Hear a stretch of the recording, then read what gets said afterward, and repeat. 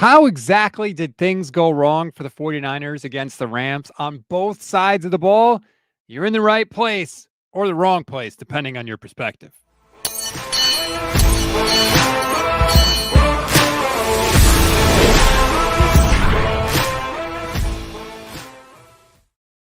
What is good, everybody? Welcome to Under Review on the Gold Standard Podcast Network, part of the Pro Football Insiders. I'm Rob Stats Guerrera. Vish Kumaran's going to join us in a minute. If you are new to the show, this is where we go through the 49ers game of the week, drive by drive, and break down everything that happened, the good, the bad, the ugly. We talk about why it happened, what was said afterwards, and what we can learn going forward. And I got to be honest with you, this is not one that was a lot of fun to watch. We are going to break it down. Just want to give a shout out to anybody that might be watching us on Vertical. New little feature here. We're streaming on YouTube, Vertical and Landscape. New feature, like I said. Sorry if it's not totally right yet. We're still feeling our way out of it, but we're grateful to everybody that has joined us or that will join us. If you are joining for the first time, please like and subscribe the video. This one was a frustrating game for the 49ers for multiple reasons, not the least of which is you kind of got the feeling as you were going through that if they just didn't get off to such a slow start, they might have been able to get into a little bit of a boxing match of a shootout with the Rams. But when you start the race down 3 scores, essentially, you're not giving yourself a chance. And that's ultimately how it turned out. The Rams got the ball first. Unsurprisingly, they just go right down the field. And I'm going to end up repeating myself a bunch, and I don't mean to do that, but that's just the reality of the situation. I mean, from the first snap, we got a taste of what it was going to be like. Matthew Stafford drops back to pass, and it was just an assault. I mean, he throws deep right to Terrence, the tight end, who makes the catch, but he's out of bounds by like a hair. But that was just like right off the bat, the Rams were going to go to their tight ends. They were going to utilize them often, and they did. It looks like Vish Kumaran is here. Let's see if I can do this right now. Vish, how are you? I'm good, Rob. How are you? Oh, we're just breaking down this debacle. I literally just got to the first play that was an incomplete pass to a tight end. But I feel like rewatching this game and watching it live, you could tell the Rams wanted to make a statement. They were mad as hell that the 49ers beat them the first time. They wanted to tell everybody the 49ers are not in our league. We are a cut above. We don't know what happened last time, but it was a fluke, and they were on a mission from the word jump in this game. Yeah, I totally agree with you. It's not that I don't think the 49ers, it's not like I don't think they didn't show up either. I felt like the 49ers halfway came to play in this game in some areas, but I don't think they were ready for the intensity that the Rams brought. And to me, we've complimented coaching, Rob, the whole year, how great they've been, how great the coaching has been in wins. This was one I thought coaching kind of dropped the ball just in terms of how prepared the team felt, because it felt like, oh, Rams want to play us like this? The Rams are here to play? Wait, we beat them last time. I thought they were just going to roll over and let us play our game. That's how it felt like the Niners came out of it, which is weird. Very, very, very frustrating. I just want to double check real quick. Is your mic on and working? It is on. Maybe my audio is not coming through there. Because you usually sound much nicer, and I want people to hear the dulcet tones. Yeah, that's not great. I switched it now. Yeah, that's what I like to hear. Okay. So the Rams just glide down the field, assaulting the 49ers, doing whatever they want. Devontae Adams, Puka Nacua. Hey, Rob. Yeah. Really quick, I thought it was just on my end, but the format of the show is a little weird. You got this vertical panel going with us on the left, and then this center panel. Yeah, so we are streaming both in vertical and landscape format today. It's a new feature. Oh, whoa. So yes, you missed that announcement before. We're doing both. Okay. Wow. So people can watch on their phone. You'll see a vertical. If you're watching, somewhere else, you get the landscape. We're trying it out. I don't know how it's going to turn out. There's a new thing. Give us a little grace here as we get started, but we'll test it out and we'll make corrections as we go. I didn't know you were so technologically savvy. Well done, my friend. Well done. We're trying to keep up with the times. So the Rams go down in the field. They score, no problem. It was ridiculously easy. And the 49ers get the ball back. And this is something that I talked about a little bit with Levin. They go 3 and out, which is, frustrating. But then the Rams get the ball back, and all of a sudden you're like, oh my God, we're in danger of going down 2 scores. On the 3, first of all, real quick, the Rams drive, it didn't even feel like they broke a sweat. It was actually alarming how easy it was. And the Niners defense had a lot of blunders in this game. They had a lot of blunders getting lined up. They had 12 people in the huddle. There was a lot of confusion. There was not a lot of good from the 49ers defense, frankly, in my mind, Rob. But the first drive was way too easy. And then the first Niners drive, I thought Jennings drops this 3rd down. Forbes is a little early. You could have called that PI. They didn't call that sort of PI where the defender was coming around the player early the whole game. But Jennings, if you think you should hold out in the summer, you make that catch. Yeah, and this was the frustrating thing too, is the Niners completed the pass on first down to Jennings for 7 yards. And yet, because their running game is so bad, they can't even move the chains once. When you get 7 yards on first down, you got to at least be able to get another first down on the drive. So that was just frustrating, because if you had any competent running game, you would have gotten it. They didn't. They punt, and now the Rams have a chance to go up 2 scores, and all of a sudden you're on your heels, like right out of the gate. And that's why I said to Levin yesterday, Vish, I think Kyle, when he wins the toss, has got to start taking the ball first. He has to, because your offense has to score. Totally. Their offense needs to dictate, because they have a bad defense, Rob. Let's put it frankly. They have a bad defense. They can't really rush the passer. The linebackers aren't very good. The secondary is not very good. Both safeties shouldn't be starting at this point. That's just how it is. And so they don't have a lot of good going on, and they're not even coordinated right now as a defense. That's the other part of it. They're struggling to get their P's and Q's. They're struggling to line up all these different things, but their offense is playing well. Mac Jones is playing well. Their offense looks like it's got a flow to it. It's got a rhythm. Jones's back foot hits the ground, and he's looking to get that ball out. He looks really, really comfortable. And by the way, he's also playing banged up, if we're throwing that out there. Like, Mac Jones is banged up too.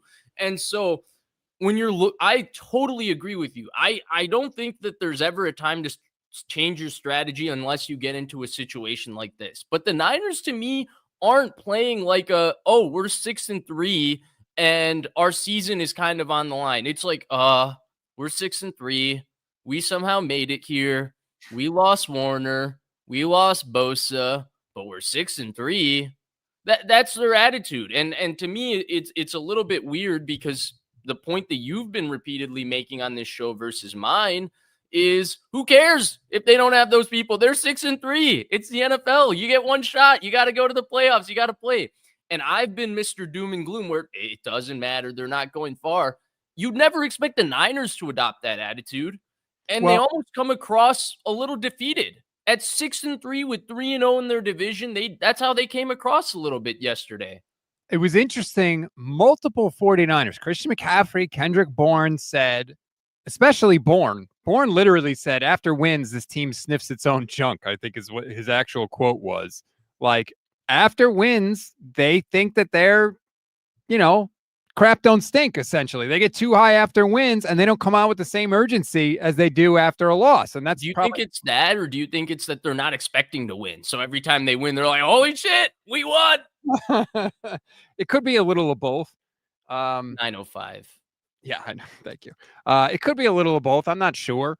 It's probably that, combined with the fact that they're just not that good. And that's the weird thing. Like, who do you think you are, 49ers, that you could come out and feel, oh, we're so good? Like, look at your look at your team, look at your roster. Like, come on. I don't know. That was just a very weird part of it. So the Niners punt, Rams get the ball back. And again, it was just super easy. At one point they threw a screen pass to Puka Nacua. There's 3 49ers defenders there, and all 3 end up not making the play, not just missing the tackle or not bringing them down. They all end up on the ground. They all end up on the ground. It looked, you know what the first 2 drives looked like? It looked like the second preseason game where one team plays their starters and one team doesn't. Yeah. It looked that easy. It was like there was nothing near Stafford. It was free. They would call whatever play they want. If they ran it with Kyron Williams, he wouldn't get touched for the first 5 yards. And then he would get 2 yards after contact because they didn't really tackle that great. Eventually they get him down, but you didn't really tackle that great. I mean, yeah, it was one of those things. It was their defense. It's subpar. Subpar is putting it kindly. And the Rams go down the field and they score a touchdown again, and it's 14-0. And when they're kicking this ball off, I'm like, if we don't score a touchdown here, this game is going to be over in a hurry. Like, I was legitimately scared because it's 14-0 already. And well, how do they start the drive? Christian McCaffrey run up the middle. And it's like, you haven't been able to run against anyone really, but especially against this Rams team. You haven't been able to run basically at all. Why are you running on first down? Put the ball in the hands of your quarterback, who is playing very well right now, and let's see what he can do. Kyle didn't, unfortunately, but nonetheless, Niners get the ball and they get a false start on who else? Juwan Jennings. And that wasn't even the worst thing Juwan Jennings did today. Fortunately, George Kittle makes a tremendous catch, a diving catch on the next play that bails him out, gets him a first down, and they are driving down the field. And you're like, all right, maybe we're into this. Maybe we could do something here. Here we go. And then what happens? Mac Jones drops back. He completes it to Juwan Jennings. Juwan Jennings does not cover up the football as well as he could, and Landman punches it out. Rams get the ball back, and right then, everybody in the stadium knew this wasn't going to be our day. Totally. And to your point about the urgency, I felt like the only Niner that had that sort of urgency was actually 2 Niners, George Kittle and Mac Jones. Mac Jones felt like on that drive, he knew, like, oh crap, like, we got to go score. Like, we have to go score. And it felt like that's how he got back. And I mean, the Kittle throw, it's a tough throw. It's a risky throw. He went and made it. Kittle made a great catch. The Jennings throw after it, I think, for 14 yards, it was a great throw. One of his better throws of the game over the middle of the field. And then, unfortunately, this is a kind of blunder we're going to have to get used to, but it's the kind of blunder we should expect from the 49ers defense, Rob, because they're the ones starting a bunch of young players. They're the ones starting a bunch of guys who haven't played together, that sort of thing. Juwan Jennings shouldn't be the guy making that sort of blunder in that situation, especially when, again, like, this is where it sucks. Like, he has every right to ask for more money. But when you ask for more money, you put a certain reputation about yourself that gets brought up every time you have a negative play. And unfortunately, this is 2 moments in this game where if you're that sort of receiver, you're that sort of team leader, you don't fumble in that situation. You make the big third down catch to keep the drive going, because every conversion, every touchdown, every point, every yard in this game was important because they weren't stopping the other team. Exactly right. It was like, it almost felt desperate, right? Like it was a desperate situation for the offense. And Juwan's year is just miserable. And after the game, he's like, oh, you won't see that again. Yeah, okay, dude, you've been crap all year. It's not just the fumble, man. You've been dropping passes like, oh, I'm so done with number 15. I really am. And so the Rams get the ball back after the fumble, and there was a chance, a glimmer of a chance. Stafford drops back. He throws high to Devontae Adams. The ball gets tipped up in the air, and the ball is there. And it's like, if you're going to win these games where you're the lesser team, you got to come down with that. And Tig Brown is late getting there, and it's just out of his reach, and the ball hits the ground, and then the Rams would eventually go down all the way down the field again and score a touchdown because Diamador Lenore decided to just randomly abandon the guy he was covering in the end zone, and Matthew Stafford said, thank you very much, and threw a touchdown. Yeah, I didn't think that one was that much of a chance, but I see your point where it's like, in this sort of game, if you're the Niners defense, like anything that's like a half chance or anything close, like you got to somehow come up with a play, especially in a game when a stop is like, you're not buying a stop. Unfortunately, that's how we have to talk about the defense. But yeah, it was one of those situations where, like, dude, Stafford looks great, right? Like, he totally looks great for his age, all of these things. But this was a game where you didn't even, like, find out like what Stafford had in it. You didn't even like make the game challenging at any point for the Rams defense. You didn't challenge any of their personnel packages. You never put them in a situation where Stafford felt pressure or had to make a throw. You could never really get around Stafford, which regardless of how great he's throwing the ball and how great he sees the field, he's still not that mobile where if you get around him, you can affect him. And they weren't even close to getting around him. And the Rams have a good offensive line, but at home, it was just one of those things, Rob. Again, it looks 7-on-7-ish for these first 3 drives. It was like not touch, not close. And they tried to blitz Stafford. I think I saw a nugget. I'm trying to find it. But basically, they blitzed him on, I think it was 56% of his dropbacks.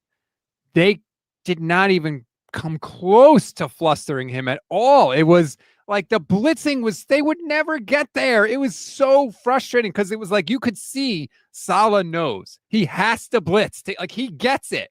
They just can't do it. And it's like one, I don't want to call out Brown, but I remember 2 blitzes specifically with Brown where it's like, you can't do a worse job as the blitzer. Like you didn't get close. He stinks, man. Tig Brown, he whiffs on so many friggin' tackles. He doesn't want to make contact. What he wants to do is dive past the guy and grab his ankle and hold on for dear life. That's how he wants to make the tackle. He stinks. I'm stunned they keep putting him on the field and keep taking Marquise Siegel off the field. What do you think that says about? I mean, this is one of those situations, Rob, where anybody that we're stunned who didn't get on the field, and we'll get to another one, I'm sure, at some point in this, or if you want to do it now, because Tatum Bethune got hurt, I think, in one of these drives. He did, but he came back in. Yeah, but Curtis Robinson was the first person to replace him off the bench. Like, it doesn't bode well for the guy that's not getting on the field. That's all I'm going to have to say. And for the one I'm talking about in particular, away from Siegel, and that's Nick Martin in this case, like, to me, when I defended the pick, Rob, I'll say it point blank, it was because that to me was a day one run and hit linebacker. That's why you went and got him in the 3rd round. There's not that many run and hit linebackers in this draft, and we think that guy is going to play from day one or play in a situation where, 2 different linebackers are hurt and maybe he can snip the field. But it doesn't seem that way for him. And I know that D. Winters technically plays his spot as the will linebacker, but there's not that many differences to those 2 roles in terms of playing the inside linebacker, the will linebacker, the Mike or the will in this defense. And so I think if he had the ability to get on the field, Rob, they would have put him on the field just based on talent. Well, 2 things I want to say about that. One, Kyle Shanahan was specifically asked about that. The question was, I realize Nick Martin has been practicing at weak side linebacker and that he's behind D. Winters there. Has there been any discussion about giving him practice reps at strong side to be able to get him on the field? Kyle, quote, yeah, there are discussions about it, and if we think that's the best thing to do for the team, we'll do it, but we don't think that it is, which to me means we think Nick Martin sucks. Pretty much, more or less. I will say this. They never would have played Brock Purdy if not for 2 season-ending injuries at quarterback. They were not planning on starting Dominic Pooney at right guard until there were multiple injuries at camp. So this 49ers regime is not the best at evaluating the talent that is on the roster some of the time. So maybe Nick Martin. Correct. But I don't think those are exact comparisons, right? Because this is a situation where Garoppolo and Lance get hurt and they go, hey, we're going to go sign who's the guy on the street right now? Give me an Teddy Two Gloves. Teddy Two Gloves. Stop coaching high school. You're going to come play quarterback for us. That's what they're doing if they did that in front of Brock Purdy, it's like, yeah, we have this hierarchy. We have this corporate situation where we have this 1st round pick in Jimmy Garoppolo. And so we can't play Brock Purdy. But when they got the opportunity, they were ready to play Brock Purdy. There's no reason not to play Nick Martin at this point, right? Like Gifford has never played defense in his career. And Curtis Robinson is on this team simply to play special teams. And so if you're saying we trust those 2 guys to play meaningful defensive snaps when they're here only to play special teams over our 3rd round pick, it doesn't bode well for Nick Martin. To me, it's not the same as Brock Purdy in that way. It's bad regardless. I mean, Luke Gifford got absolutely roasted. The Rams basically went 13 personnel, and they were like, your linebackers are not going to be able to cover our tight ends. And if you go nickel or dime, they went a lot of dime in this game, we're going to run on you. They completely out-schemed Robert Saleh's defense. I think out-schemed is unfair to Saleh, and here's why. I think it wasn't a scheme thing. It's out-personneled. Because really, when they go to that 13 personnel, right, he can't go small to stop them because it's not like any of their safeties are good against the run, let alone the fact that you want to play 3 of them now. No, you can't go big because they really don't have 3 good linebackers. They also don't have the defensive line to deal with it because the guy that's been their best defensive lineman on the inside, their big man-eater, he's out. Their rookie that's been very stout against the run, he's gone for an extended period of time. Like, there's just no personnel on this defense to be able to deal with that sort of matchup. And that's where it's like, I was thinking in my head, honestly, Rob, if we did this show yesterday, I would have said the same thing as you. But then the whole day I was thinking in my head, like, what could he have done? What was the difference? Like, to your point, he blitzed 56% of the time. That's out of character for the guy based on how we know him to coordinate his defense. But it's like that personnel, it's so overwhelmingly bad, Rob. This is where, like, I came around a little bit last night. I was not a make a move at the trade deadline guy because it was like Keon White, I see a future for him with this roster, but I don't like going and getting rentals. It doesn't make sense. I came around to that idea watching that defense yesterday. It's preseason, Rob. That's what's going on defense. It's preseason. They're finding out how to get lined up. They're finding out substitution patterns. He doesn't know when he's coming on. He doesn't know when he's coming on. It's a mess. D Winters didn't get off the field twice when they went to dime. Kyle had to waste a timeout once. The other time they ended up taking the penalty. It was very, very, very frustrating. I'm still okay with the fact that they didn't make a move at the deadline because I think the ceiling with this team did not. It was so low with the losses on defense that I didn't think Bradley Chubb or anybody that was available was going to move the needle that much relative to what it was going to cost to acquire them. I sit in the same boat, Rob, like from a total view of the 49ers. But there's also a part of me that looks at this season and says, like, damn, at 6-4, like, we're spoiled, but that's how 6-4 teams kind of usually look. Like, they don't always have Fred Warner and Nick Bosa. You know what I'm saying? Like, sometimes, like, remember the Bucks, the first year that they made the playoffs with Baker Mayfield? They were kind of this, like, jumbling roster of a couple of good players on offense with veterans and Godwin and Evans. Baker was still kind of figuring it out, and their defense had a couple of good veterans. This is worse than that. I don't want to compare the two, but the point is, like, these fringe wild card type rosters, this is how they kind of look. And man, you throw an NFL caliber defensive lineman in with these guys, maybe it helps a little bit because it feels like they can't compete, Rob. And part of me didn't think until yesterday that there's a chance they wouldn't make the playoffs, but now it's like, oh, maybe they might not. Well, would it have helped? Yes, I think it would have helped. It would have made them better this year. The question is how much better versus what did it cost ultimately? And we know the direction that the Niners decided to go. So, all right, now you're down 21-0. Right. 3 scores at home early in the second quarter, and the Niners got to go to work. And they start going down the field. Christian McCaffrey's catching passes. Christian McCaffrey is running. George Kittle catches a pass over the middle, breaks 2 tackles for a 20-yard gain. That gave the crowd a little juice, and it was nice to see George. It's nice to see somebody break a tackle and have some yak for a change. I freaking have missed that so much on this team. Brian Robinson starts getting some run. He is moving the ball down the field, and then the drive stalls out. Brian Robinson gains 2 yards on first down. 2nd and 8, they pass to McCaffrey for 5 yards. 3rd and 3, what happens again? They run it with Christian McCaffrey. Christian McCaffrey gains 2 yards. It is 4th and 1 at the Rams' 11-yard line. The Niners correctly go for it because 21-3 doesn't mean a damn thing, and you haven't stopped them all day. Why, Vish, are they running number 1? Why are they running to the outside, number 2, where they have struggled to run the ball?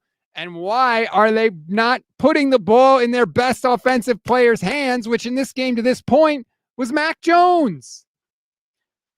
I didn't mind all of this so much, actually. For me, the big problem was you're trusting Luke Farrell in that situation to block, to me, the least hyped but the best Rams defensive player, and that's Byron Young. Like, to me, Byron Young has had the best season. He doesn't have the name Jared Verse has, but he's had the best season of those Rams defensive players.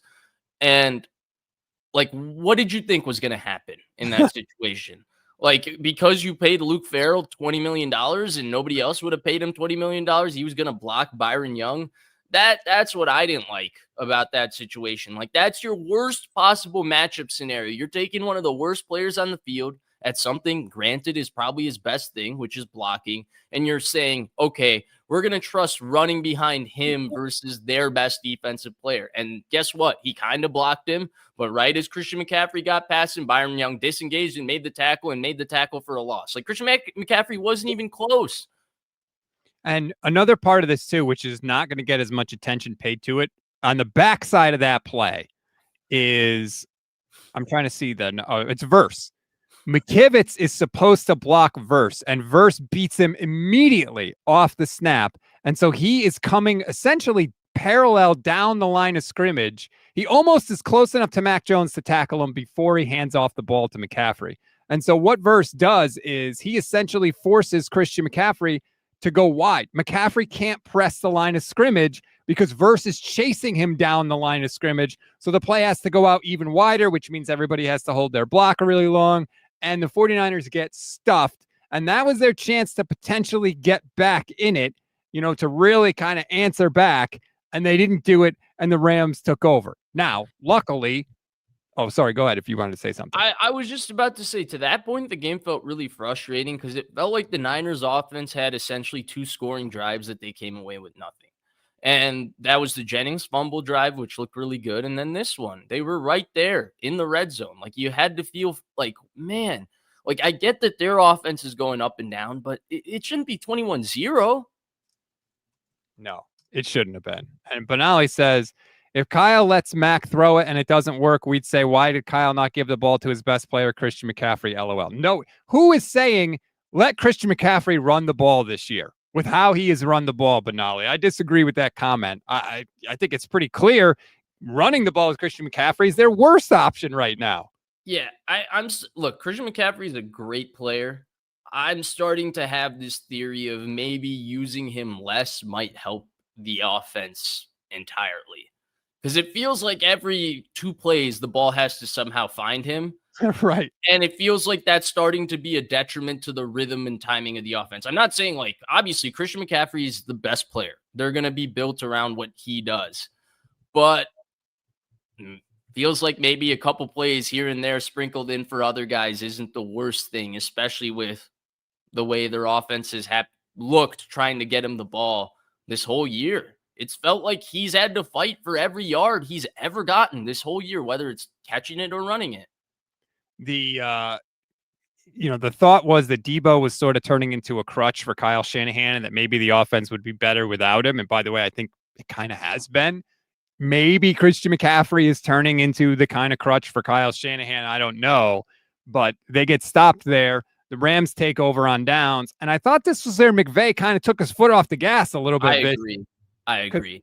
They come out and they're running the ball and they basically gain nothing on 1st and 2nd down. And then again, the Rams have a tight end. This time it was on Jason Pinnock, and the tight end, I think it was Ferguson, absolutely destroys Pinnock, and Stafford misses the throw on 3rd down. And you're like, holy crap, we stopped them. We got a chance here. Rams go 3 and out. Niners get the ball back. They get a nice punt return from Sky Moore, who I believe returned it 27 yards, excuse me. So the drive starts on the Rams 36. He had himself a game. The special teams, you like calling it out. I don't. Wow. Like 3 games in a row. Good for them. Sky Moore, you might not get cut. You might make the whole year of being a 49er. He's had some decent returns, man. So that punt return sets him up.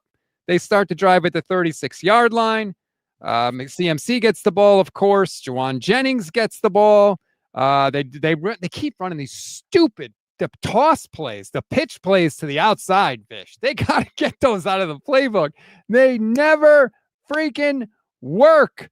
But this time it gets to 4th down. They pass the ball on 4th down, 4th and 2. They pass it to who? George Kittle, the best receiver they have playing at the moment. Great play. Great throw by Mac. Great catch by George Kittle. There was even a defensive pass interference, one of the few that they called.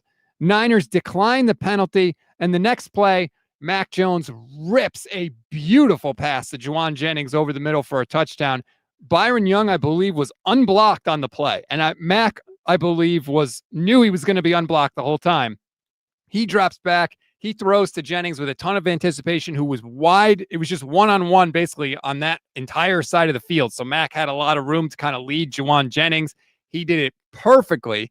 Jennings catches the ball, touchdown. Yeah, in terms of just like the quick game of this offense, like what Mac Jones' strengths are, right? We've reiterated it so much. He's so good at back foot hits the ground and ball comes out, set up and throw so quick, and the ball is so accurate.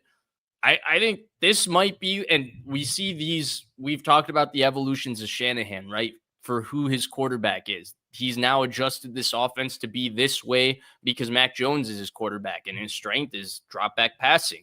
Mac Jones this is the offense for him.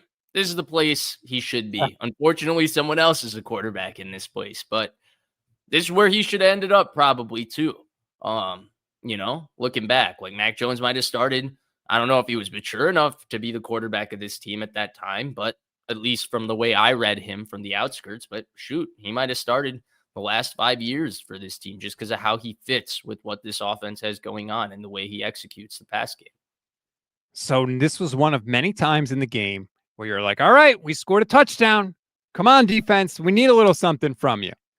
And the Rams get the ball back, and they get a nice kick return, 27 yards from Blake Corum.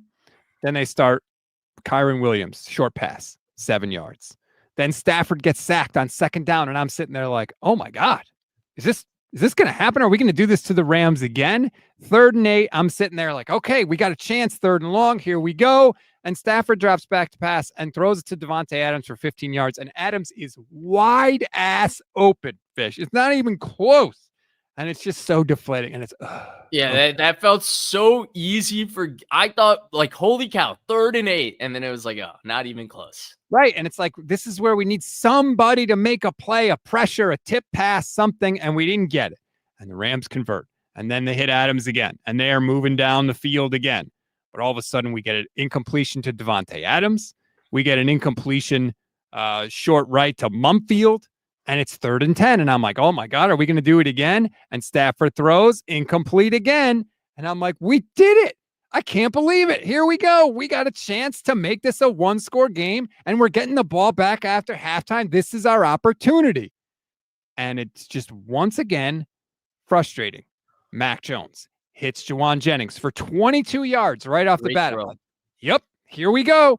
Finds Demarcus Robinson for 12 yards. Okay, we are moving the ball down the field. Although I will say the next pass, it's 1st and 10. Jones throws incomplete to Jennings. But if you watch the game during that play, Mac Jones hits the top of his chop, and Brady says he's got him. And Mac threw it to Juwan Jennings, and it was almost intercepted. But if you go watch the alternate quarters coverage, Rob, literally, he has Demarcus Robinson over the top, and he's open deep. And Mac Jones versus quarters, yeah. There you go. How do you beat quarters coverage? If Mac Jones didn't see it or just was too scared to make the throw, but that was a big play. And it was a huge play, too, because Christian McCaffrey saves this ball from being intercepted. Jones forces it into Juwan Jennings. It's tipped up in the air, and CMC literally bats it down. Correct. Yeah. I don't know that it would have been intercepted because the defender didn't have the best angle at it, but CMC made sure there was no tip drill, no finding out, all of those sorts of things. But I agree, like a Twitter conversation about the many different ways you can attack quarters coverage, including one way, which is with the dig and a post aside. Brady thought he was going to throw a touchdown here. Like Brady enjoyed Mac Jones's play the whole day. And right here he's like, ha! And he didn't even take a hitch like he was going to make that throw. Do you agree with this comment from Tony, YouTube channel member, who says Brock reads deep to shallow? Mac is like Jimmy reads shallow to deep. No, because I haven't seen that post versus quarters consistently thrown by a Niners quarterback in this. That's the throw Jimmy G missed versus Emmanuel Sanders to Emmanuel Sanders. Brock missed it versus the Rams to Deebo Samuel. They've missed that throw pretty consistently to me. CJ Beathard ripped one to Marquise Goodwin, deep post. You're also taught how to read the field too. It's not like Right. they just let any quarterback choose how he wants to read the field. Like there's a designed way you're supposed to read it out. So it's not like one guy. Now, maybe the quarterbacks just ignore them and do whatever they want. That's another thing. But okay. I honestly, Rob, I think that you made the best point, right? Like they're taught the process in which they want them to look at these sorts of plays. I'd say Jimmy tended to maybe freelance based on like how much he panicked and where he would throw the ball when he panicked. But I think Mac Jones and Brock Purdy operate this offense as coached. Frisbee Life on Twitch says Vish wants CJ Beathard back. I mean, that's what I heard, really. Yeah. So also, Mac Jones does not check the ball down more than Brock Purdy. Their skill sets are different. The game is a lot more quick game with Mac Jones because Mac Jones is a much quicker release and setup to throw is much faster than Brock Purdy. Brock Purdy's got that loopy release, so they can't always just set up, throw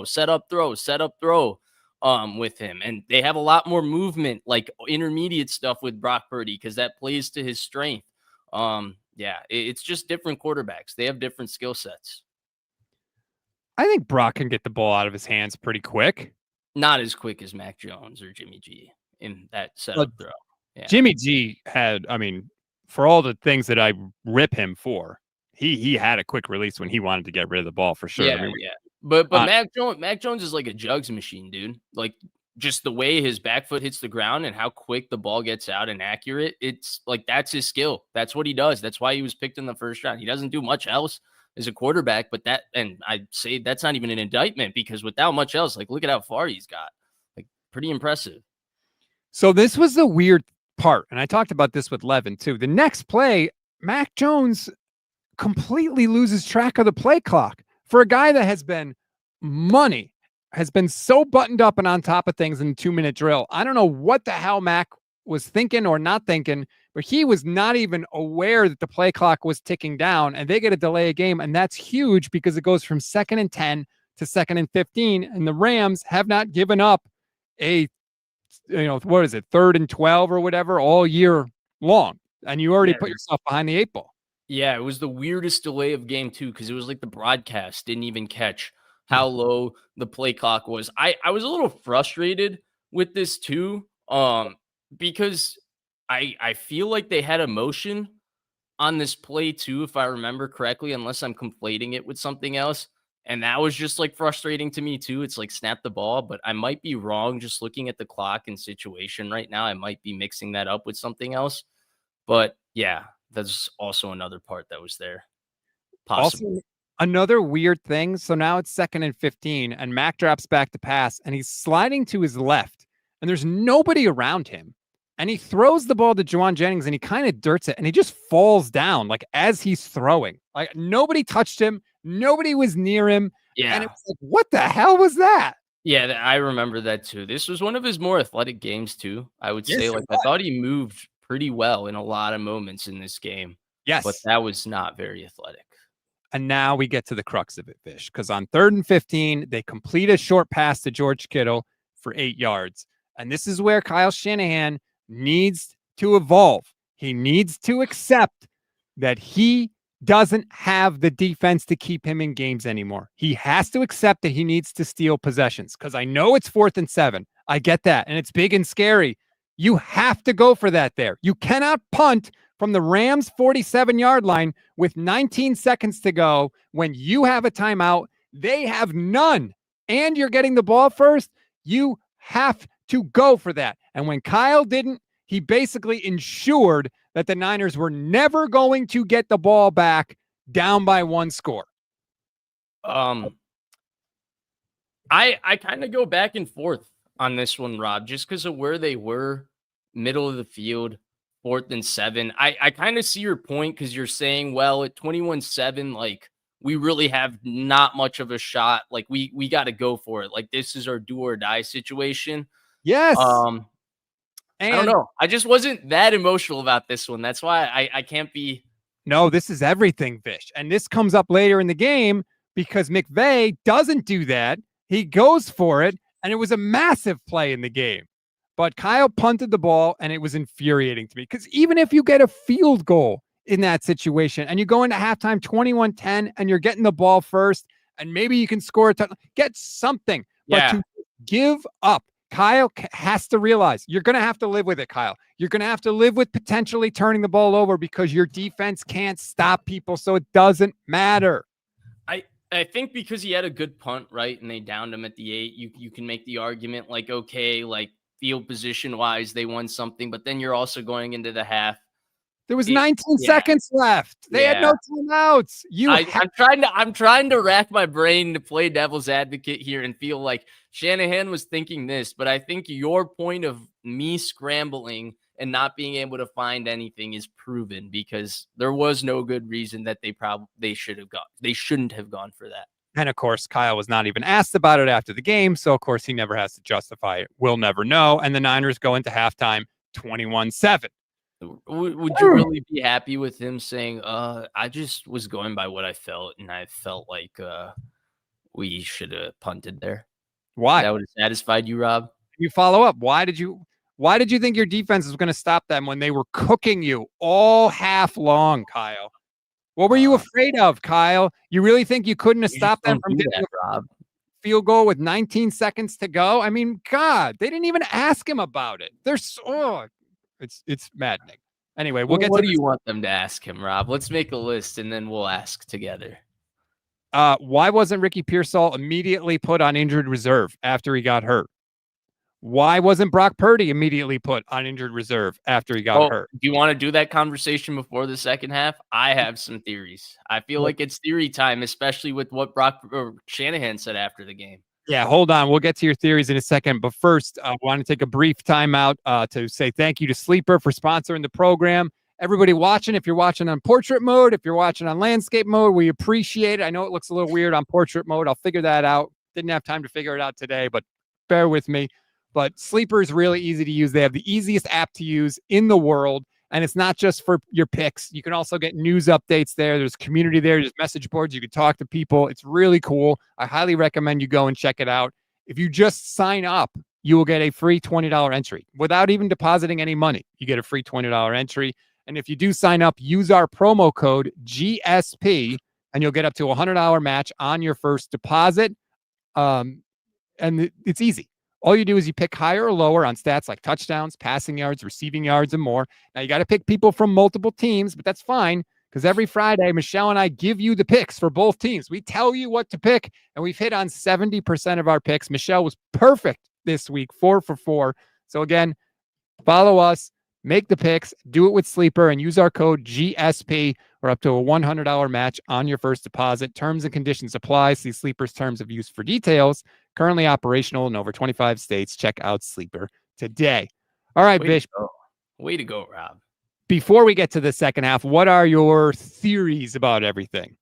So my take is the truth probably lies somewhere in between these two things. One, and I think this one is something we've seen before. They have a little bit of the Jimmy Garoppolo situation where they don't think his ankle is sprained as much as it's sprained, but he's saying, man, I'm in pain. It's affecting me. I can't, it's hurting me in terms of going and playing. Who is saying that? Brock Purdy. He's feeling pain. I feel like I think Jimmy didn't want to get back on the field. I think Brock desperately No. I think Brock wants to get back on the field. But I'm talking about the situation of they think he should be playing through it. That's why they haven't put him on IR, that sort of thing. And he's saying, dude, look, I'm in pain. I don't care about going. I can't play through this. And that's why we're doing this week to week back and forth. I thought it was interesting that everybody in the national media took yesterday. If Mac Jones plays good against the Rams, I don't know when Brock Purdy is going to start or whether he should start for the rest of the year stance. And so that's one take, right? And that's maybe he needs surgery in this whole thing and they're not going through with it. I don't know. The second part of it, and this to me is what I was talking about and alluding to a little bit last show, which is this is a grade 1 turf toe injury, at least the way it's been reported to us, right? Now, people want to immediately go to Patrick Willis. That was a grade 3 toe sprain. That was the injury Joe Burrow had. That needed surgery. Deion Sanders, same thing, grade 3. If you look at the history of the grade 1 turf toe injury, most quarterbacks have played with the grade 1 turf toe injury, at least the ones who've had it. And it's a small list of them. Patrick Mahomes, I think, was the last who played through it in 2021. Yep. And this is a case of, well, they told Jay Glazer, if this was a playoff game, he'd play. Well, him banged up with this toe injury, they don't believe is better than Mac Jones banged up with his knee injuries. And that, to me, is a little bit of an indictment, because usually when you pay a guy $50 million to be your starter, you're like, well, even with the toe injury, well, this is how it was reported. This is interesting. I didn't see this. Sorry. Benali, for the audio listeners, Benali says it's a grade 2. Juice said he had a grade 1 and said Purdy's was worse on KMBR. That doesn't mean it's grade 2, though. It just means it's worse than Juice's grade 1. I suppose. Yeah. I'd like to go back and hear. Thanks, Kyle Juszczyk, for spilling. Right. But either way, to me, the second point of, hey, like, they don't believe him banged up, because we saw how that looked, right? He was great in the first half versus Seattle. When he got injured, that play went downhill. He missed a touchdown throw that should have been a walk-in touchdown to Ricky Pearsall. He threw 2 bad interceptions. I don't care about the game-winning drive. Nick Bosa won them that game. Yeah. He threw 2 terrible interceptions in that game. Versus Jacksonville, he did not play well. And so we saw a difference where no matter what, that injury made him a less of a player. And that's where my 2 theories are. And I think the truth is somewhere in between the both. I think Benali is right. Like, ultimately, this is probably much more serious than they're reporting. And that's probably why I think he's under pain. And that's why they keep doing this week-to-week thing, and he's been unable to return, because I don't think it's like, oh, I don't want to play. I think he wants to play. It's I can't play. And then I think the reason he hasn't gone on IR, and the reason we do this whole, is he going to play? He can play as our backup and all of this, is I think Shanahan thinks he should play. Just like with Jimmy Garoppolo. Well, all I know is Joe Burrow had the surgery and is now back practicing again. Brock Purdy may play this week, may not play this week, hasn't had the surgery. And as Matthew Bolts, I think, correctly questions, YouTube channel member, do we trust the training staff to properly diagnose a grade 1 versus a grade 2? I don't know, but it sure seems like somebody didn't have something straight, just like with Pearsall too, Vish. Oh, it's a minor PCL injury, and he hasn't practiced in over a month. Yeah, I think the way the Niners have handled this make us argue semantics we really shouldn't be arguing about, right? Because 1, we don't really know the difference between grade 1 and grade 2. And 2, NFL teams historically do not tell us what the medical history or what their player is dealing with. Like, oftentimes players deal with a lot of injuries that you would never know of, that you're like, holy shit, if I knew about that, that's like so serious. How did he play through that? That sort of thing. And so to me, the fact that they've handled this in a way where it was like, Jay Glazer's like, if this was a playoff game, he'd come back, all of this. They hyped up his return to Jacksonville. Then the moment he played terrible, they said, oh, he re-aggravated it. But they didn't say he re-aggravated it to now he's going to be out long-term. They said he re-aggravated it, so now he's out this week, and we're going to take it week to week from here, and it's 4 weeks or 5 weeks after that. And he finished the Jacksonville game. Like, he finished the game. They didn't take him out, right? And so that's where it's like the way they've handled it has now made us go, is it grade 1, Rob? Is it grade 2? Should he be coming back? Should he be this? All of these sorts of things. But the reality is, the truth is somewhere in between one of 2 things. 1, he physically feels pain, and it's more pain than he's willing to play with, right? That's number 1, and I think that's a pretty easy observation to make looking at the situation. 2, the reason they haven't moved him to IR, the reason we've been doing this whole thing week to week, every single week, is they think he should play. Seems like that's the simplest explanation, and a lot of times the simplest explanation is the correct explanation. I had another point on Brock Purdy that I wanted to make. Oh, yes, now I remember what it is. They have put him in a no-win situation. If Brock comes in and plays well, Mac Jones was doing that anyway. If Brock Purdy comes in and doesn't play as well as Mac Jones, people are going to say, well, Mac would have won that game. Even if Brock plays well and they lose, especially if like Brock plays really well, but they need a game-winning touchdown drive at the end and he doesn't get it, people are going to be saying, oh, Mac Jones would have done that. He's done great in the 2-minute drive. It doesn't matter what people say. You know why? They paid him. He's their franchise quarterback. Mac Jones doesn't matter. That's the reality of it. Mac Jones is paid $3 million. Mac Jones is auditioning for someone else because the 49ers are that invested in Brock Purdy the next 2 years at least. Well, and so if that's the case, you should be worried about how this thing moves forward with Brock Purdy. You should be worried about getting him on the field. And if the concern is his health, then what the hell is this whole thing with, oh, he could have been the backup this week, but we didn't want to make him the backup, that sort of thing. I remember the last time they did that. Do you remember? It was when Alex Smith returned from a concussion and was the backup for Colin Kaepernick versus the Bears in the Colin Kaepernick versus Jason Campbell game. That was the last time they did something like that. Sorry, he didn't return in that game. The week after versus the Saints in New Orleans, he was the backup. Well, and what did Harbaugh say? As the backup QB. Harbaugh said we're sticking with the hot hand at the time. That was literally the phrase. Right, but that wasn't this. They had given Alex Smith a paltry extension after flirting with Peyton Manning. They were never that invested in Alex Smith. They're that invested in this guy. That's why this whole situation is so weird. But I agree with you, Vish. But look, Dan Orlovsky said it before the game. There's a quarterback controversy brewing in San Francisco. For Richard Sherman, hey, they should stick with Mac Jones. You know the fans. I mean, there's plenty of fans out there saying, number one, they shouldn't have paid Brock, and number two, you got to stick with Mac. Like you could say it doesn't matter. But who did Dan Orlovsky play with in the NFL? Dude, I'm not. No. Like this is an example, right? Like, what do you think? All the things Matthew Stafford played through. That was the quarterback Dan Orlovsky backed up for so many years, right? Like he's seen a starting quarterback play through many things and still play. I think part of the controversy is I think Shanahan expects him to play through this, if that makes sense. And why is it controversial? Why is everybody raising the story about Mac Jones in my mind? It's to put pressure on him to play. And I think he's standing defiant and saying, I don't feel good. But Kyle's not the one causing all. He's not telling Dan Orlovsky to say that there's a quarterback controversy brewing to put pressure on Brock Purdy. I don't think he's doing it directly, but I think the thought comes from him, knowing him and how he reacts. Because the Garoppolo thing, he was pissed that Garoppolo didn't play through that sprained ankle, no matter what. Like that was a part of it, and that ruined their relationship as much as many things. But that was another thing that ruined their relationship. I think he has this expectation that quarterbacks play through certain things. It's what I've been bringing up, right, in these last few shows, that where there was a time where quarterbacks just played through this sort of stuff. But it's frustrating, man. Tony says, I'd like to see what Mac looks like with Pearsall and Kittle. And a lot of people have said that too. If Mac Jones is putting up 300 yards with Kendrick Bourne and Juwan Jennings, what would it look like if Mac Jones had all the weapons that we've seen Brock Purdy have? Like, I'm telling you, it's not a good spot to be in if you're Brock Purdy. You can only get dinged. Even if you play well and win, people are going to say Mac was doing the same thing. There is no scenario where Brock Purdy's going to come in and play and people are going to be like, see, they never should have stuck with Mac. Great job, Brock Purdy. That scenario. But that doesn't matter, right? Because you're not worried about winning that because you're invested in Brock Purdy.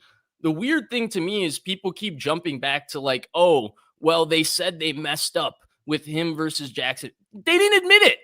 They said it publicly to protect him, right? To not play him the next few weeks. But they've been doing the week-to-week thing with him since the Jacksonville game.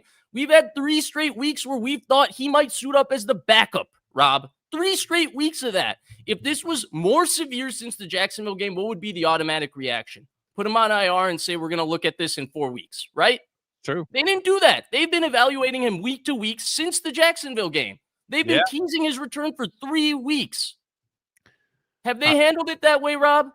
They have not handled it well at all. No question about it. From what they have done with the roster to what they have said about it and how they have talked about it. At least they haven't actually made him active as the backup, because that's the worst freaking look of all time. They've been smart enough not to do that. But that's the only good thing I'll say for how they've handled this whole thing. We got to get back to the second half, because it's the weirdest thing of all time. And it sucks because they've put him in such a weird public spot after paying him.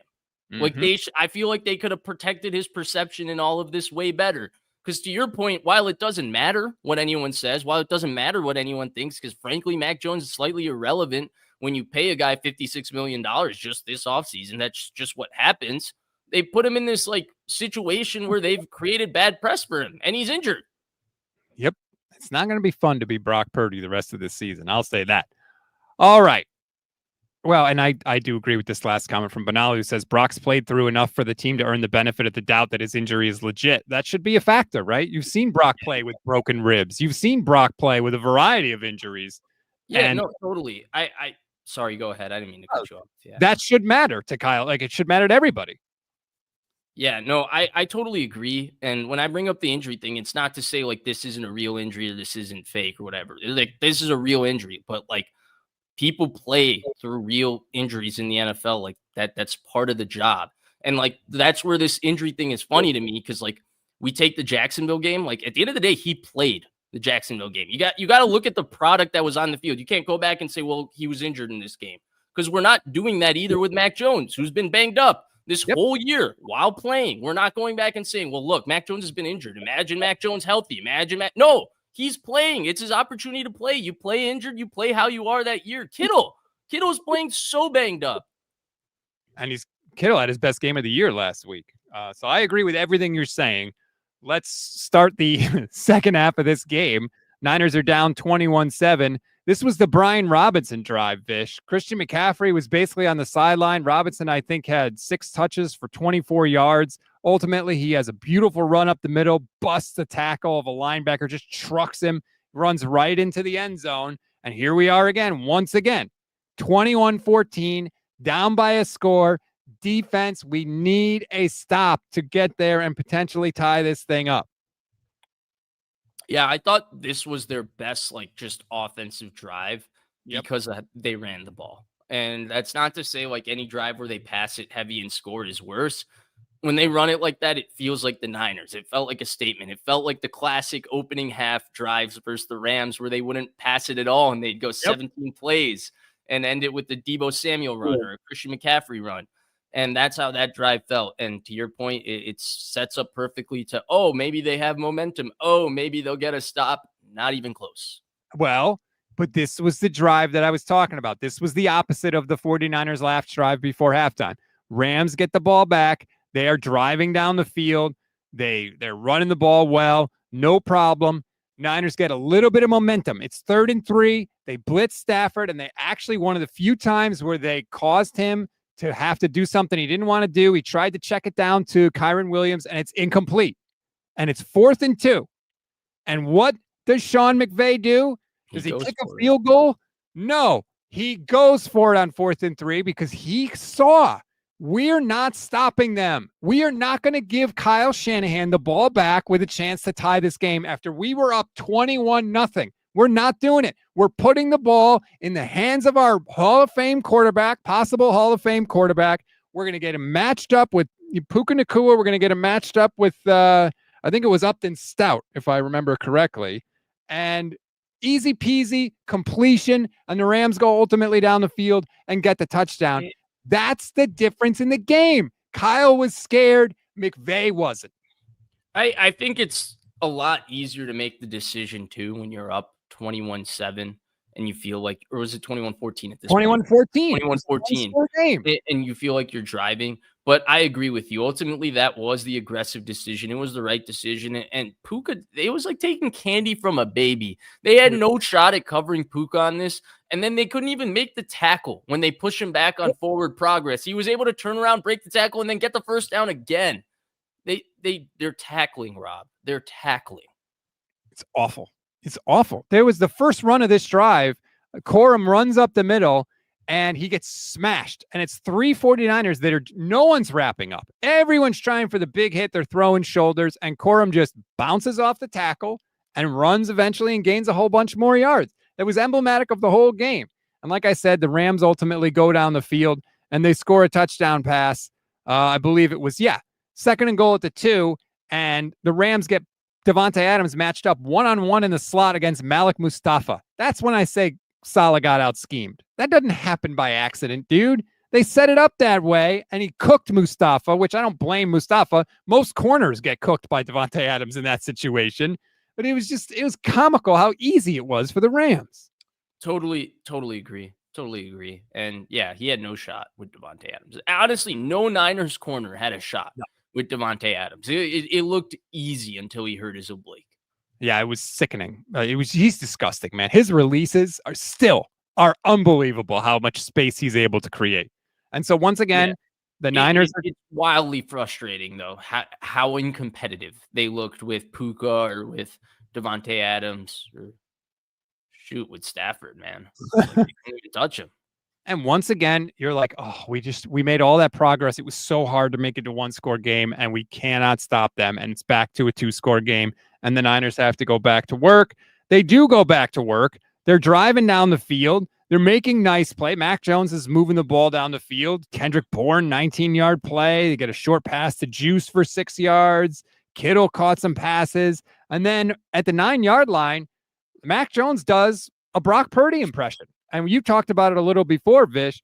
I thought this was his most impressive game in terms of mobility in the pocket movement, shuffling. His pocket movement was awesome. Yeah. That touchdown pass to Luke Farrell, that's a Brock Purdy play. That's a play that we have seen Brock make a bunch of times, scramble around. The defense loses track of a guy. Luke Farrell had no route on the play. He literally just stood there and everybody moved away from him, and then he caught a touchdown pass. But it was a great play by Mac Jones. That really impressed me. And once again, the Niners get it to a 1-score game, but it's an 8-point game because Matt Hennessy gets trucked on the field on the point after, and the PAT is blocked. Correct. And it was the most emblematic thing of this game, right? Like any chance the Niners have at actually making it close, they make sure that it's not as close as they can actually make it, so that there's just a little less pressure on the Rams. And that was another thing where it was like, oh, 1-score game? No, actually, no. Right. They need a touchdown and 2-point conversion now to tie it, just like in your own head when you're tracking the game. And I agree. His mobility was the best I've seen it for the 49ers in this game. And this was one of his best plays, honestly, specifically because it's not something he's like accustomed to doing or specifically in his skill set, which is finding an option after he's moving like that. And it was really decisive. He found space. Great play. Yeah, it was very impressive by Mac Jones. I've been, I think, less eager than a lot of people to embrace him and praise him. I thought this was probably the best game that he played, like just in terms of what he was doing within the offense, but also the extra little stuff like that. That's not part of the offense. Credit to Mac Jones. It's cool. Like it's to your point, it's like cool in like a underdog way. Like the fact that like he's just not quitting and he's just like rallying this preseason. I keep saying preseason, but this is a preseason roster of receivers. When you start Jennings, Bourne, and Demarcus Robinson, and these are your receivers. Now, of course, you have Kittle and McCaffrey, which is pretty freaking awesome. But with those three guys, it's like cool because it's like next thing you know, you get a 20-yard strike to Kendrick Bourne. It's like, oh, what am I watching? But like Mac Jones is low-key kind of rallying them. He's playing awesome. It feels the way it felt with Brock. Now, it's a little different because Brock was the third string and the last pick in the draft, and Mac Jones was obviously a first-round draft pick, so it's slightly more expected, but it does have a similar kind of vibe to it. The Rams get the ball back, and this was the drive where they just decided we're going to throw to all our tight ends. They can't cover any of them. Luke Gifford. The other Luke got absolutely torched by Ferguson. The Rams drive right down the field again, and they score yet another touchdown. The 49ers did not stop the Rams in the second half. Every Rams possession in the second half, touchdown, touchdown, touchdown. I know the Rams are really good, but Robert Saleh, you got to do better than that. Something.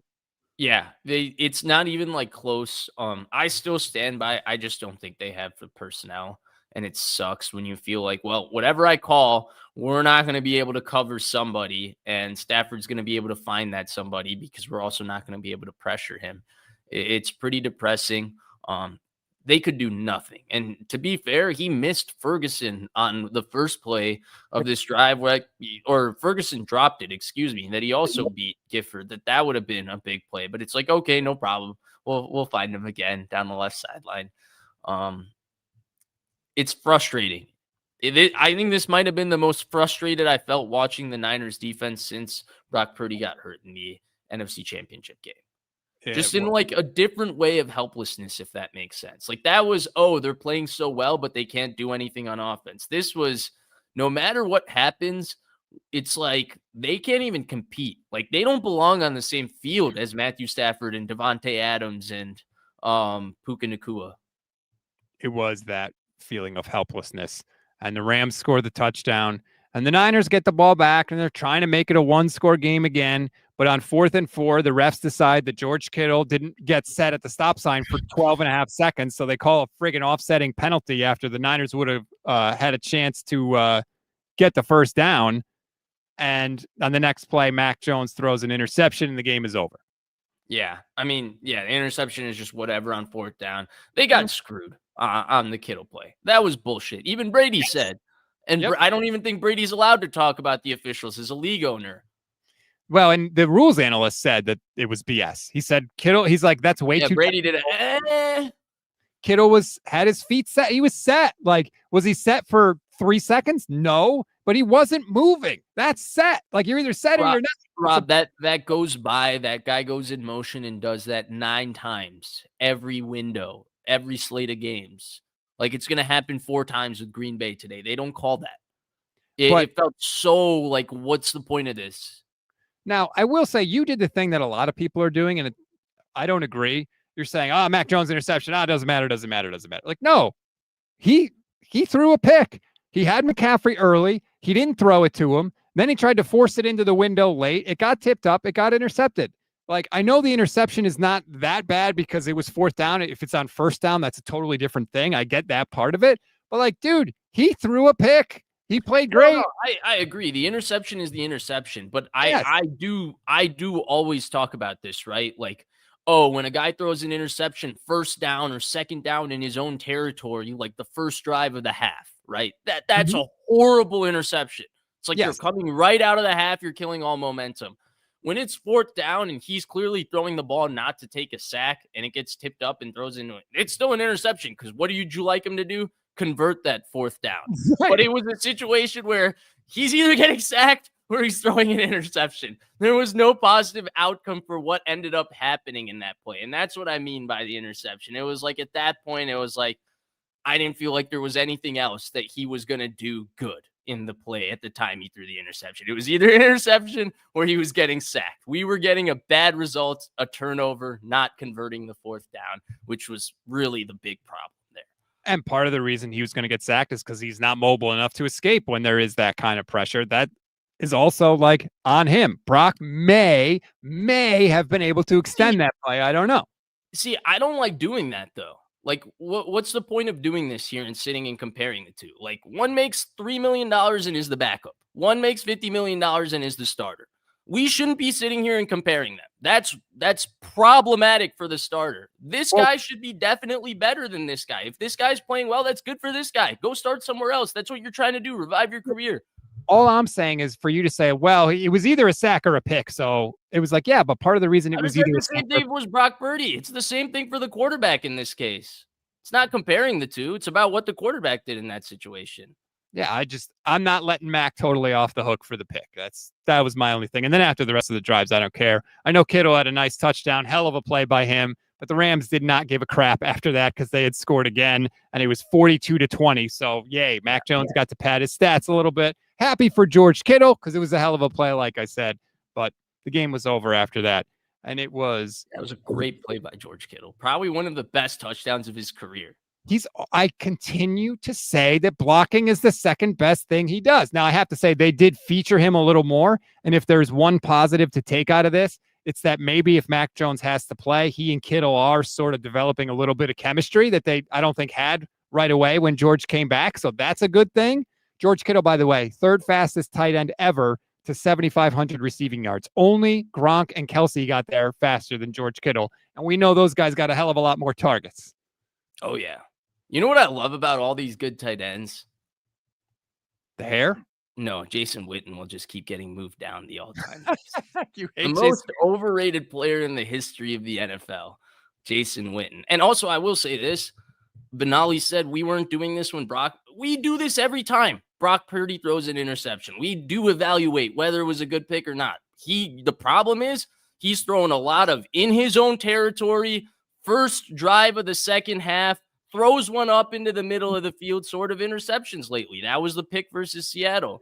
We do evaluate whether it's a good pick or bad. No, there's no such thing as a good pick, but we do evaluate the merits of, hey, this was situationally, he threw it up on third down versus it was first down and they're driving first drive of the second half versus Seattle and he just throws a pick into the middle of the field. Those aren't the same thing.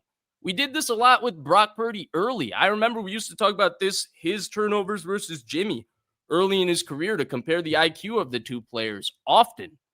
This isn't a new thing. But I feel like if Brock throws a pick, people are more, or if Mac throws a pick, people are more likely to excuse it. He's the backup quarterback. He's trying to make a play. Brock throws the exact same pick. You're making $50 million. You can't throw that interception. How it should be.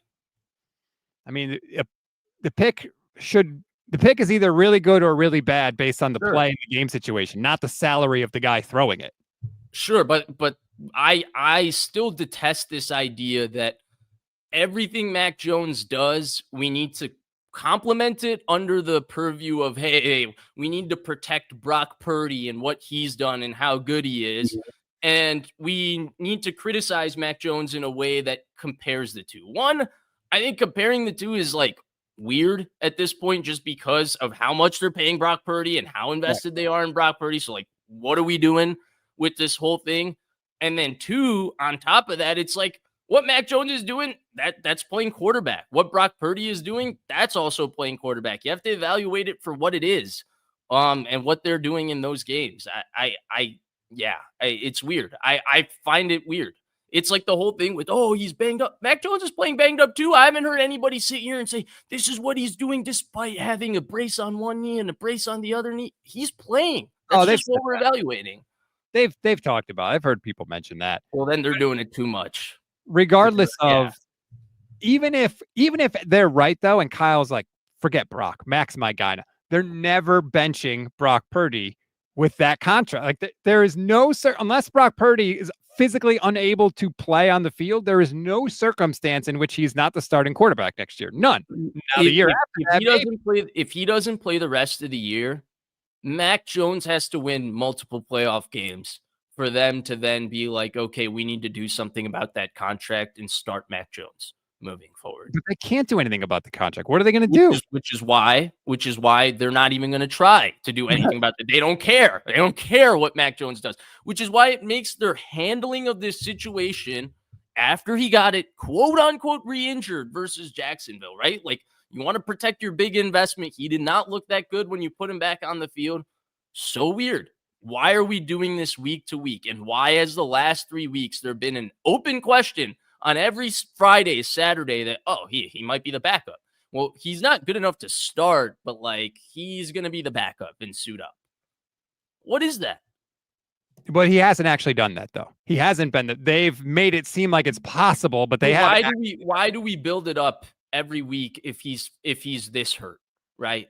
Like if you build up a guy coming back for 3 weeks and 3 weeks later, he's at the same point of coming back that he was 3 weeks ago. And you told us that the injury is more severe and you don't want to rush him back because he re-injured it.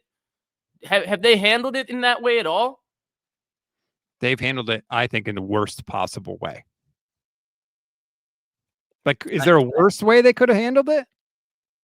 Well, I think the only reason there's not attention to how they've handled it is because they've won with Mac Jones. So now there's attention to Mac Jones versus Brock Purdy instead of there just being attention to they paid this guy that much money this offseason to handle his injury like this. That's full stop. Then let's talk about Mac Jones. Then let's talk about Mac Jones and Brock Purdy. But the way they've handled Brock Purdy, full stop, that's a conversation. This whole Mac Jones thing, that's a second conversation. And then finally, if we really want to get into speculation, then we can do the whole Mac Jones and Brock Purdy thing because it doesn't logically make sense to do the whole comparison. Did you see how they Eric Branch asked Mac Jones after the game, why did you sign a 2-year contract? And Mac Jones was like totally thrown off. Like, wait, what? Why are you asking me that now? I mean, it's a fair question from Branch, because you would think that Mac, like, this would be the ideal scenario for Mac, right? You go to San Francisco, you get to play, you play really well, and then you leave and become a starter somewhere and sign a nice new contract like Sam Darnold did, and he's not going to have that opportunity. Now, for what it's worth, I should mention, Tim Kawakami has said repeatedly on his podcast that he thinks that Mac Jones and the 49ers have this wink, nod, handshake agreement that if he plays really well this year, that they were going to trade him in the offseason. Number one, let me say that would be illegal. You can't do that. It doesn't mean that they haven't, but it's technically against the rules. You're not supposed to make any sort of side agreement outside of the contract. And number two, I'll say this. I would love if they traded Mac Jones this offseason, because I think you can get a nice pick for him. Yeah.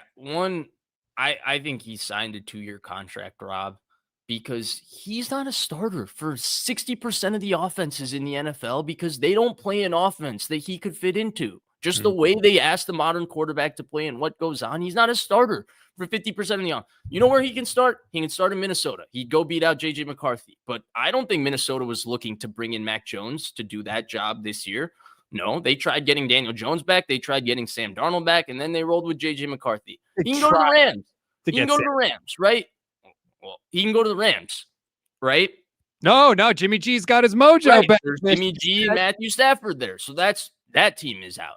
He's not a great fit in Seattle. They ask a little too much mobility from the quarterback. That's what they're doing with Sam Darnold. Like, you go down the list of teams, there's like 4 or 5 teams that will call the game in a way that he can go back to New England. Josh McDaniels, that would work, but they have Drake May. So there's 3 or 4 teams where the coach, the coordinator, the way the offense makes sense with his skill set, that he looks like this. And that's why there's been this big up and down on the whole Mac Jones. Mac Jones sucks. Remember how people were so adamant about that? He's not different from when he sucked. He's the same quarterback. He has the same skill set. Right. If you use that skill set correctly, he's pretty good.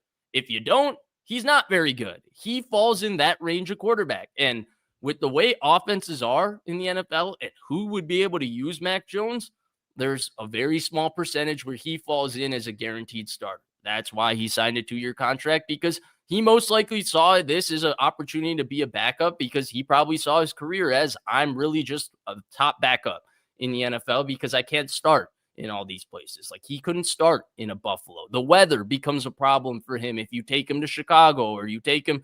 It was an issue for him in Buffalo when he was in New England. So all of these things play into Mac Jones and what he is as a quarterback. Want to hear something funny? Mac Jones' cap number goes down next year. It's 2.5 this year. It's 2.2 next year, which is hilarious. Right. It's more an indication of what Shanahan does and how Jones is a fit for Shanahan. And this is Mac Jones has now gone from what people thought of him in New England to now some great quarterback. He's always been pretty similar. I think the one thing that stood out to me, Rob, is he's matured. Personally, and the way he answers these questions, the way he handles himself, I never saw this in New England. I think he's handled himself great with the 49ers, like who he's been as a person. But besides that, what's different? This is the same guy as a rookie. The way he's talked to about how he has learned to, focus on process over results. Like, they ask him, like, do you have to score 30 points a game? And I liked his answer. He was like, I don't ever focus on scoring points. I focus on doing my job every single play, and the points will result. If I can do that, the points will come. I love that answer. He talked about, dealing with the frustration and stuff. I agree with you. I think he really has matured. I think he would tell you that he's matured. Most people do in those ages. Makes sense. Yeah, that too. He's a weird dude too, man. I totally get why the locker room likes him. Like, the way he has played on the field, the way he has battled, his personality. He doesn't have as much like bleep you in him as Brock does, I don't think, but he's got a little. No, he's got. You see why they called him Johnny Mac in Alabama, as in John McEnroe, Mac Jones, because he does have a little bit of that. But I think the locker room, it's what you nailed last week on our show. More than it's a respect. It's a deep respect for the way he's competed, his mentality of whoever's on the field with him. He's just worried about doing his job on that given play. It's all things you can respect, whether you want to say that guy's our starter, that guy's our backup, whatever. He's just played and been a human being that you could respect doing a job with, and hats off to him.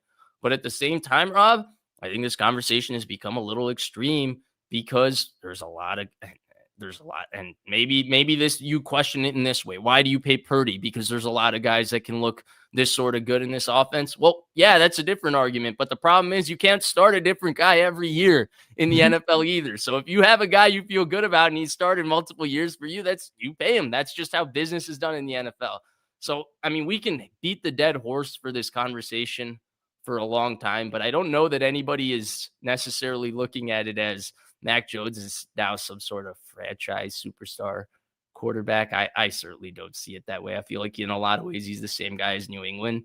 And no, what they're saying is, Vish, what they're saying is he's producing at the level Mac Jones or Brock Purdy is producing at, but for far cheaper. That's the argument. That's what they're saying. Right. So, anyway, we're done talking about the quarterbacks. Yeah. In fact, we're done talking about this game because it's been an hour and 20 minutes, and that's certainly long enough. I don't want to focus on this game. Yeah, that was an awful game, man. Let's focus on next week and the Cardinals. And tough game. I want to address this to Wogstar really quick. It says, Rob, did you hear all the Rams players after they won calling Levi's SoFi North? Like, give me a break, LOL. Dude, when you win, you could say whatever you want. You think this is a rivalry game. The Niners have generally handled the Rams throughout the Shanahan McVay tenure for the most part. Of course, the Rams are going to be happy when they go up and kick the tar out of the 49ers. The Niners, if you don't like it, beat them. And then you can talk and say whatever you want. So I'm not mad at the Rams for doing that. You know what I am mad about? This is a weird year in the NFL. There's not really a great team. It's very much like the league is scattered across. There seem to be a lot of different contenders that win the Super Bowl, a lot of different flawed contenders that seem objectively having a chance to win the Super Bowl, just like 2021 was. And it feels like the Rams just happen to be the healthiest team once again, where it's just put together in a weird year. The Chiefs aren't that dominant, not as dominant as they usually are. You don't really have a dominant team in the NFC. The Rams have these weaknesses. They're this flawed team, but it's like everything is kind of set up. They have by far the best quarterback in a lot of these games, just like they did in 21 when they got Stafford versus Garoppolo in the championship game. And then they got Stafford versus Burrow in his second year in the Super Bowl, that sort of thing. And it feels set up for them again. And that really annoys me. It really annoys me. The health. I've been tweeting at Jed York. Jed, just hire whoever the Rams have. They're always healthy. Just double their salary. Let's go. Like, I'm so desperate for them to just try anything new with the training staff. Who knows if it's going to happen? We got a long way to go before anything is going to happen, even if it does. So we'll focus on that when the time comes. But you think they beat Arizona? And you think Brock plays? I think Brock plays. It sounds like Pearsall has an actual shot to play this week, which would be so friggin' big if he could actually do it. Yeah, I think Brock is going to play this week. And God help him if he doesn't win the game, because they will be out with the torches and the pitchforks. Even though Mac Jones squeaked by against Arizona earlier in the year. But we'll see. Anyway, you got a prediction on that game real quick before we go? No, I honestly, I think the Cardinals offense is much tougher with Jacoby Brissett starting. Like the way they use McBride, like the Niners can't cover McBride.